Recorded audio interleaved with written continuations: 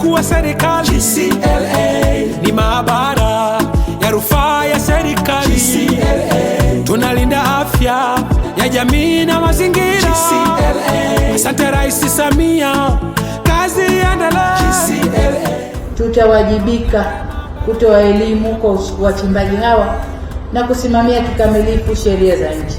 Kemikali za migodini tusipozitumia kwa utaratibu unaokubalika, tutajikuta manufaa tunayoyapata kwenye sekta hii yote yanakwenda kwenye kutibu wananchi.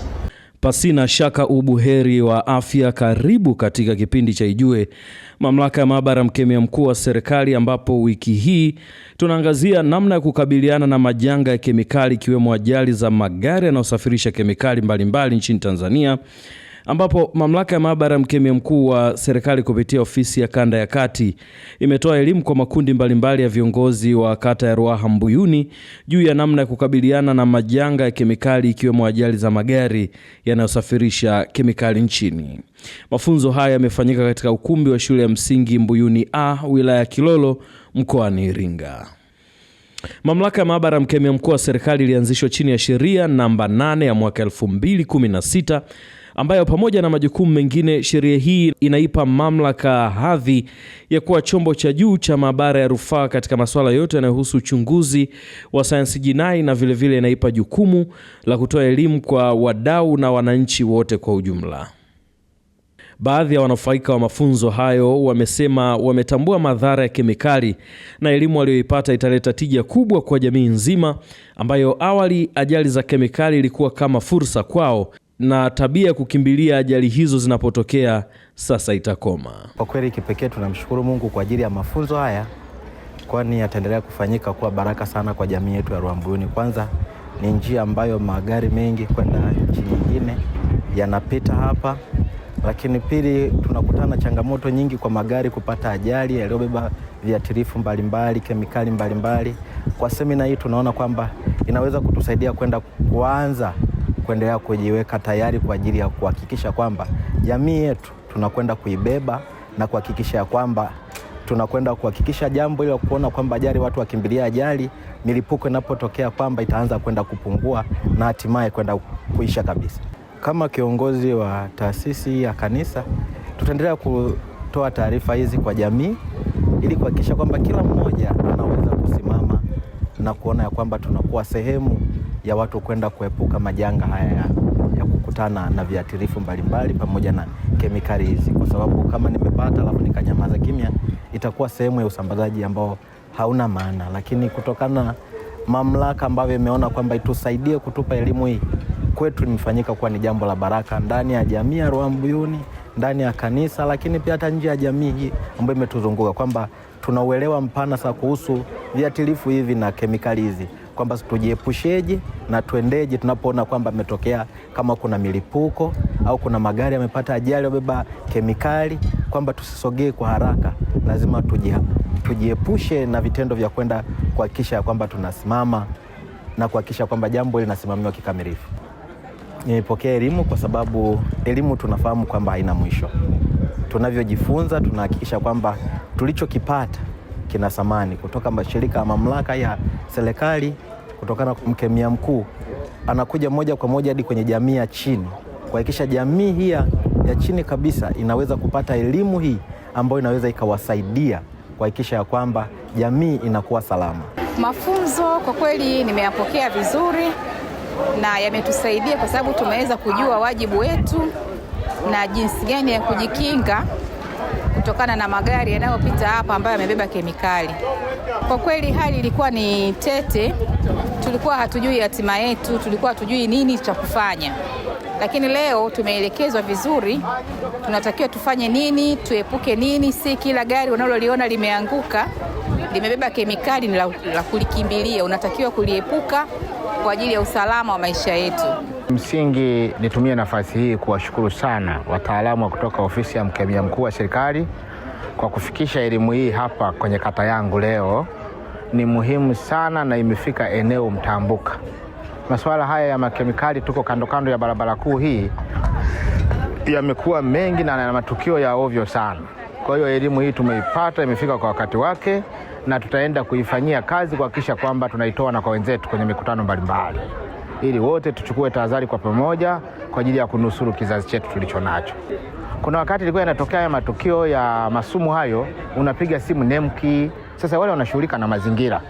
Sasa hiyo yote ilikuwa ni uelewa mdogo, lakini kwa sasa tumepata dozi, maana yake sasa tutaifikisha kwa wahusika ambao ndio kazi yao moja kwa moja, tutapata ushauri moja kwa moja wa kitaalamu. Kwa mimi niseme tu nashukuru sana kama walivyoeleza wataalamu kwa kanda hii ya kati, maana yake kata yangu imepewa kipaumbele cha kwanza. Kwa nini nisiwashukuru wataalamu na hasa serikali ya mama yetu Samia Suluhu Hassan, daktari huyu mama, huduma zote zinafika kwenye grassroots kwa wakati. Kwa kweli kama mwakilishi wa watu niseme nashukuru sana, na ndio maana tumekuwa mchanganyiko hapo, viongozi wa chama na serikali, wataalamu wetu mbalimbali, ila kila mmoja kundi ambalo analihudumia aenda kafikisha ujumbe kwa wakati. Ni mafunzo haya yako vizuri sana, kwa sababu sisi wenyewe tulishaona tindikali zile za salfa, tuliziona siku moja, lakini watoto wakawa wanazichezea, tukawa hatujui hatari yake. Lakini katika mafunzo haya tumejifunza sana kuwa tutakuwa kipaumbele tukiona hiyo hatari na kuambia wananchi kuwa hiyo kitu ni hatari sana. Halafu tutakuwa pamoja na wananchi kuambia kuwa maegesho ya magari, tusione kila gari likikaa jirani na wananchi tukaona limebeba kitu kizuri, kule inakuwa limebeba tindikali ambayo ni hatari kwa wananchi. Mimi ninawashukuru sana sana watu wa afya kuja kuweza kutupa semina hii kubwa, ambaye semina tunasema kubwa kwa sababu imetaleta manufaa katika kata zetu hizi zote ambazo ziko jirani na barabara, ambazo ziko kwenye barabara yetu kuu ambayo inayepitisha hao magari makubwa. Kwa kweli mimi kama mtaalamu afisa afya nimejisikia vizuri sana kwa wataalamu kutoka maabara ya mkemia mkuu wa serikali. Kwa kweli kwa kiasi kikubwa tutasaidia kuelimisha wananchi, hasa viongozi wa serikali za juu, wenye viti, wataalamu, ili kutambua kwamba sisi pia ni sehemu ya kulinda rasilimali tulizonazo. Pale ambapo kunatokea uharibifu wa kemikali wa magari yaliyobeba kemikali, tunatakiwa tuwe kipaumbele kutoa taarifa kwa ngazi zinazohusika. Sio mtu ukiona tatizo kama hilo unakimbilia utoe taarifa, kwa sababu pia kuna madhara. Tumeelekezwa madhara, faida na hasara zake. Mimi kwa wananchi wa kata ya Rwambuyuni kwa ujumla naomba wawe ndo chanzo, sio kulalamika tu kwamba serikali. Kuna vitu ambavyo sisi wenyewe tunatakiwa tuwe kipaumbele. Kwa jinsi tulivyofundishwa leo, nadhani wameelewa zaidi kwamba sisi wenyewe ni watu wa kwanza, sio kusubiri serikali. Kuna vitu vya kufanya serikali, kuna vitu vya kufanya sisi. Pia wamejifunza ni kwa namna gani utoaji wa taarifa. Pia wamejifunza namna gani inapotokea tukio wao nini cha kufanya. Kwa sababu kemikali ina madhara kwa binadamu. Kwa kweli kwa 80%, kwa sababu wamepewa wajumbe wale wanakwenda kwa wananchi, 80% inaweza ikatusaidia pia kama afisa afya, kwa sababu kuna watu wanashindwa kuchemsha maji kwamba serikali ilete mabomba ya maji. Kwanza mtu aanze kujisaidia, uchukue maji uchemshe, ndipo uombe serikali kusaidia. Serikali zikakusaidia vitu vyote, ina mambo mengi ya kufanya. Wanajenga zahanati, kuna kuajiri watumishi. Rais anafanya vitu vingi sana kwa kweli. Hii tarafa hii ya Mahenge imepita katika barabara kuu ambayo inatoka Dar es Salaam hadi Tunduma, na imekuwa yanapita magari makubwa ambayo yanapakia mizigo bandarini na kupeleka nchi jirani za Kongo na Zambia. Kwa hiyo kumekuwepo na watu kukimbilia endapo sehemu ambao madhara ya magari yamebeba makemikali, yanapomwaga yale makemikali kwa bahati mbaya, wananchi wamekuwa wanakimbilia na kuyachukua yale makemikali, huku wasijue kwamba yana madhara katika afya yao na madhara katika maeneo wanayokaa. Lakini kwa elimu hii sasa ambayo tumeipata kwa hawa viongozi kutoka ofisi ya mwanakemia mkuu, maana yake wananchi sasa wametambua kwamba ni namna gani ya kujikinga na madhara hayo, lakini ni namna gani wayazuie, aidha kwa kuwasiliana na wataalamu wa kemia mkuu ili waweze kuangalia namna kuangalia namna ya kuyazuia, lakini pia na wao kujiepusha na kutokukimbilia madhara, yani kutokukimbilia kemikali hizo zilizomwagika. Kwa hiyo mimi kama kiongozi wao wa tarafa kwa kweli nimeshukuru sana, na najua kwamba hili limeturahisishia sana katika utendaji wetu wa kazi, kwa maana kupitia hawa viongozi wa vijiji pamoja na wananchi, kwa sababu kwenye eneo hili maana yake tumechukua karibia viongozi wote wa vijiji vyote vinavyozunguka maeneo haya kuanzia Mtandika na wananchi na viongozi wa dini. Kwa hiyo tunaamini kabisa kupitia pia viongozi wa dini tutafikishiwa salamu zetu kwa wananchi ambao waumini wao ni namna gani ya kujikinga na athari za madhara haya ya makemikali yanayoanguka barabarani. Lakini pia tumepewa elimu kwamba hawa wanaobeba makemikali wakati mwingine sasa wanapaki maeneo ya watu. Kwa hiyo tumepewa elimu, endapo tutaona kwamba wamepaki maeneo ya makazi ya watu, basi tuangalie namna ya kuongea nao kupitia viongozi wa vijiji, kuambia waende kupaki sehemu ambazo hakuna makazi ya watu. Lakini pia kama kutakuwa na shida, basi tuwasiliana na ofisi husika, na bahati nzuri wametoa namba zao ambazo zitakuwa wazi sasa kuzungumza nao ili waweze kuwasiliana na jeshi la polisi na vyombo vingine vinavyohusika katika kuzuia hayo makemikali. Fidelis Crisant ni mkemia kutoka Mamlaka ya Maabara ya Mkemia Mkuu wa Serikali, ofisi ya Kanda ya Kati, na hapa anaeleza lengo la kufanya mafunzo hayo kwa wakazi wa Ruaha Mbuyuni.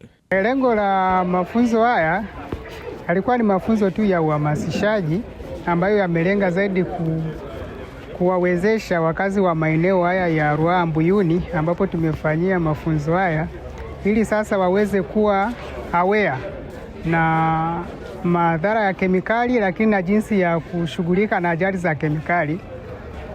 Genesis ya mafunzo haya ni kwamba eneo hili ambalo ni la Ruaha Mbuyuni kuna maegesho mengi ya magari ya malori ambayo yanalala hapa yakiwa yamepakia kemikali, lakini kuna maeneo ya vijiji vya Msimba pamoja na Iovi kuelekea mlima Kitonga ni maeneo ambayo yamepata ajali nyingi za kemikali, na tumekuwa tukiziatendi hizi ajali kama mkemia mkuu wa serikali.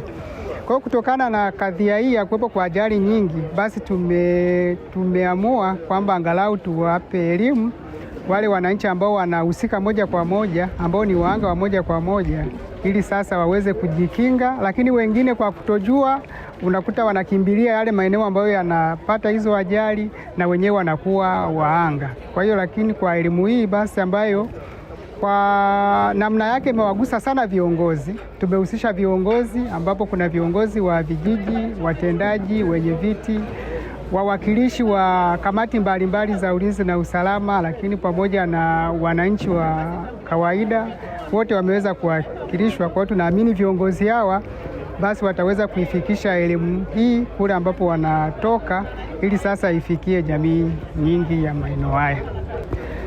Kabla ya elimu hii kulikuwepo na malalamiko mengi sana. Kwanza kuna kipindi ambapo tulikuwa tuna kituo chetu cha kudhibiti sumu kiliendesha mafunzo ya viuatilifu.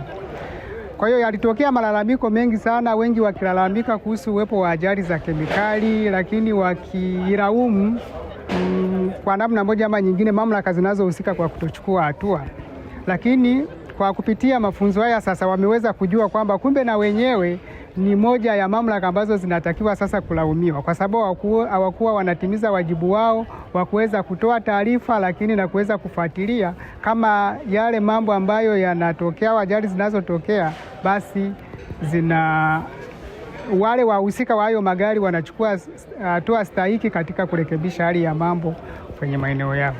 Kama inavyojulikana kwamba ofisi zetu zinaendeshwa kwa gharama nyingi sana, hususan upande wa maabara, na mpaka sasa kama tumeshafikia kanda 6. Tuna ofisi katika kanda zetu 6 ambazo kwa namna moja ama nyingine kupitia hii sheria ya utekelezaji wa kemikali na tufanya tusogee karibu sana na jamii kwa kufanya kaguzi katika maeneo yao zinazohusu kemikali, kwa kufanya usajili. Kwa hiyo kwa njia hiyo ni moja ambayo imetufanya tuifikie sana sehemu ya jamii yetu, lakini natumai yuko mbele mambo yakienda sawa, basi tunaweza tukasogea sana kwa wananchi, angalau sasa kwa kupunguza ile idadi ya mikoa, kwa sababu kuna kanda unakuta inahudumia mikoa 6, mikoa 7.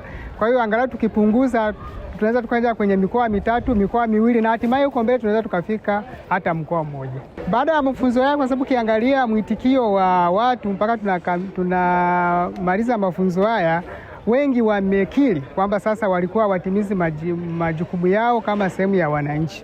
Kwa hiyo wamekiri kwamba watatoa ushirikiano wa kutosha, na tumetoa mawasiliano yetu ambayo tunaamini kupitia kwa hayo mawasiliano watatufikishia taarifa kwa wakati na sisi tunaweza kuzifanyia kazi kama ofisi. Baada ya kutambua madhara ya kemikali na namna ya kukabiliana nazo, Alice Thomas ni mkazi wa Ruahambuyuni. Kwake yeye mafunzo hayo yamekwenda zaidi ya hapo, kwani amegeuza kuwa fursa ya kiuchumi na anaona mwanya wa kufanya uwekezaji wa maegesho binafsi ya magari nje ya maeneo ya makazi ya watu. Ni sisi wananchi kuchukua fursa za kutengeneza maegesho binafsi ambayo yako nje na makazi ya watu, ambayo tutaweza kupata kipato kupitia haya malori yanayopita hapa, tukatengeneza parking ambazo ni salama, kuweka ulinzi madhubuti ambao unaweza kulinda malori vizuri na kuepusha athari ambazo zinaweza zikatokea kwa wananchi wetu. La pili ni jinsi ya kujikinga. Endapo imetokea tatizo la lori limeanguka, unatakiwa ufanye nini? Kwanza, si utakiwa kulikimbilia, unatakiwa kuliepuka na utakiwa kuwa karibu nalo mpaka utakapopata wataalamu watakapokuja kutupa maelekezo zaidi. La tatu, nimeweza kujifunza kwamba endapo tumetokea shida kama hii, kuna namba ya kupiga ambayo unaweza ukapiga ukatoa taarifa kwamba hapa kuna jambo hatarishi na watu wakatoa msaada kwa haraka. Mimi kwanza nashukuru kwa hawa watu kwa sababu hatukutegemea kwamba kuna siku wanaweza wakafika hadi hapa kwetu. Neno langu kuu ni kwamba waendelee kutoa mafunzo mbalimbali kwa watu mbalimbali, maeneo mbalimbali, ili watu waweze kupata elimu ya kujua kwamba nini wanatakiwa kufanya endapo imetokea tatizo lolote linalohusiana na kemikali. Katibu tawala wa wilaya ya Ilolo Eston Kiando amesema mafunzo hayo ni ufunguo wa usalama kwa wananchi wote wa eneo la Ruahambuyuni. Tutapata maarifa haya yatawapa uwezo wa kujua nini cha kufanya wakati dharura ama kabla ya dharura kutoka. Kwa ni mafunzo muhimu. Ni mafunzo muhimu kweli. Ndio maana nimesema na bahati na nashukuru mmeandaa mchanganyiko mzuri hapa. Viongozi hao wa vijiji, lakini viongozi wa chama tawala, naona kuna viongozi wetu wa imani, wa dini, wawakilishi wa wakulima, makundi mbalimbali. Kwa hiyo elimu mnayoipata hii mtaweza mkaifikishe kwanza kwenye kaya zenu, lakini kwenye jamii. Kwa hiyo mko karibu 100 mnafika. Kwa hiyo kila mmoja akienda akaelimisha watu 10, tayari tutakuwa tumewafikia watu 1000 ambao ni wengi. Tutakuwa tumewafikia watu 1000 kila mmoja. Kwa mwakilishi mkafikishe haya mnajifunza. Lakini kwa nini tunafanya haya? Ama faida zake ni zipi? Tunasema kwa upande wa serikali, mafunzo haya ni sehemu ya mkakati mpana wa kuhakikisha usalama wa raia wake na kukuza uchumi endelevu. Tutajitahidi kupunguza ajali na madhara yatokanayo na usafirishaji wa kemikali, huku tukiendelea kunufaika na fursa za kibiashara zinazotokana na matumizi ya bandari zetu. Tunataka kuhakikisha kwamba faida za kiuchumi zinaenda sambamba na usalama wa jamii yetu. Lakini mkipata hii elimu mkaiacha hapa, msiondoke nayo. Msiende kufanyia kazi. Itakuwa ni sawa kuwa leo nilikuja kutembea tu ya kupoteza muda. Kwa hiyo waombe maarifa mtakayopata muyapate kweli, ambapo na mashaka uliza, pate maarifa ya kutosha, lakini maarifa hayo mkagawe na kwa wenzetu. ili yatusaidie.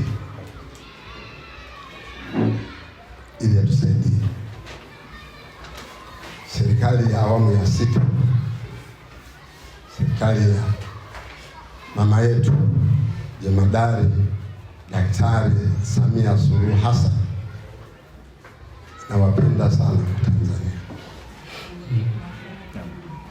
mkiwemo ninyi watu wa Ruambuyuni. Ndio maana nimekuja kuwapa elimu. Unajua ni gharama tumia rasilimali fedha nyingi zinatumika, pamoja na shughuli nyingi za maendeleo ambazo zinahitaji fedha ambazo Mheshimiwa Rais amekuwa akitoa, lakini akaona na hili ni muhimu aje awakinge wananchi muwe salama, ili muweze kunufaika na miundombinu anayojenga. Jenga mashule, jenga za kutolea huduma afya, barabara, maji, mambo mengi. Kwa mara ya kwanza tumeona serikali ikitoa fedha kule inaleta vijijini ili vijiji msimamie wenyewe. Kweli uongo? Hela zinaletwa? Ni kweli. Hauna kusema itakaa halmashauri, zitakaa mkoani, hamna, fedha zinaletwa kijijini. Ni staili ambayo Mheshimiwa Rais ameibuni, lakini ameibuni baada ya kuwaamini kuwa serikali za mitaa huku vijijini mnaweza mkasimamia fedha, mnaweza mkasimamia miradi yenu ya maendeleo. Hayo tuna kila sababu, mwakilishi mkemia mkuu wa serikali, tufikishie hizi salamu.